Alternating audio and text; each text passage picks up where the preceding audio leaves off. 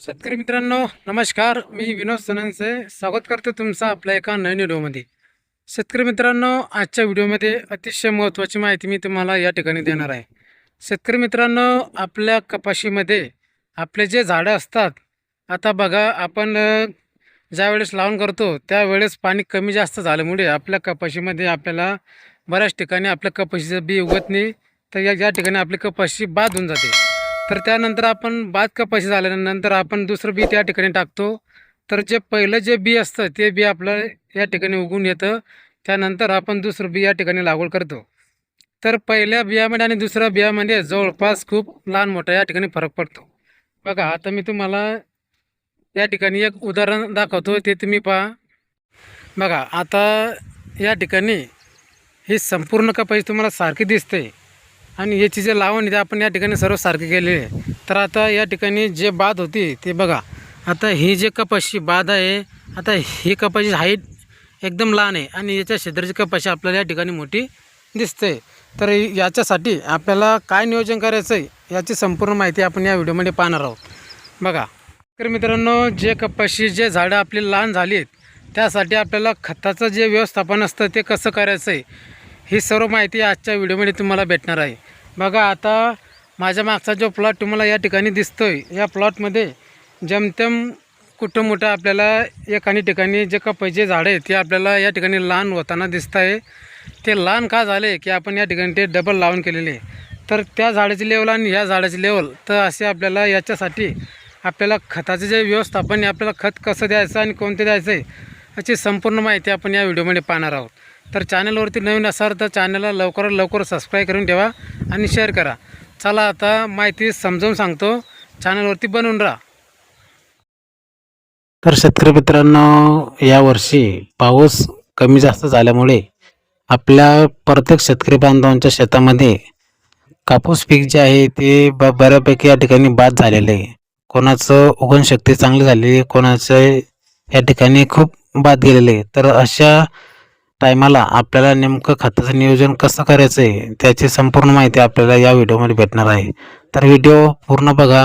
चॅनलवर नवीन असाल तर चॅनलला लवकर सबस्क्राईब करून ठेवा. तर बघा शेतकरी मित्रांनो, सर्वतेला पाण्याचे प्रमाण कमी जास्त असल्यामुळे अनेक शेतकरी बांधवांच्या शेतामध्ये कापूस लागवडीनंतर चांगल्या प्रकारे जमिनेशन झाले नाही. त्यामुळे दुबार लागवड ज्या ठिकाणी खड्डे पडले त्या ठिकाणी परत कपाशी बी लावण्याची वेळ अनेक शेतकऱ्यांमध्ये ह्या वर्षी आलेले आहे. ज्या ठिकाणी खूप जास्त बाद झालेले आहे त्या ठिकाणी प्रत्येक शेतकरी मित्राला या ठिकाणी आपल्याला डबल लागवड या ठिकाणी करावी लागते.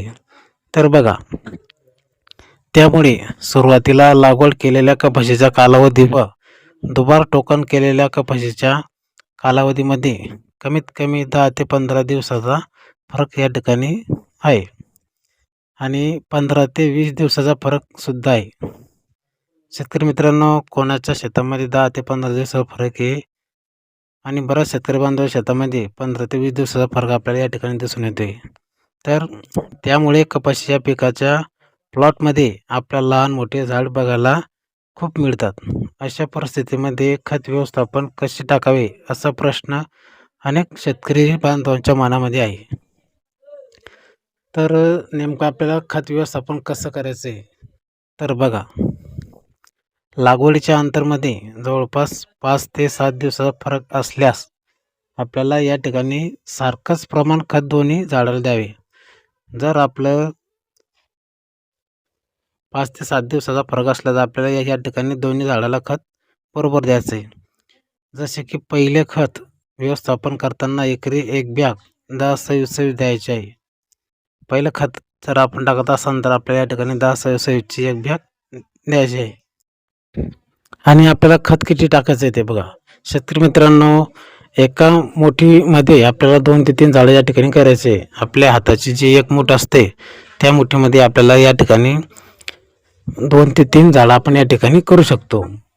आणि बघा, दोन्ही झाडातील लागवडीचे अंतर म्हणजे दोघी झाडाच्या जे लागवडच्या मध्ये जे अंतर असतो त्याचा 8 ते 15 दिवसाचा फरक असल्यास लहान असलेल्या झाडांना रिंगण पद्धतीने खत द्यावे. जर आपल्या कपाशीचे 8 ते 12 दिवसाचा फरक असल्यास आपल्याला या ठिकाणी रिंगण पद्धतीनं खत द्यायचे. म्हणजे आपल्या लहान झाडाच्या चारी बाजून आपल्याला या ठिकाणी उकरून घ्यायचं आणि त्यानंतर आपल्याला खत द्यायचं आहे.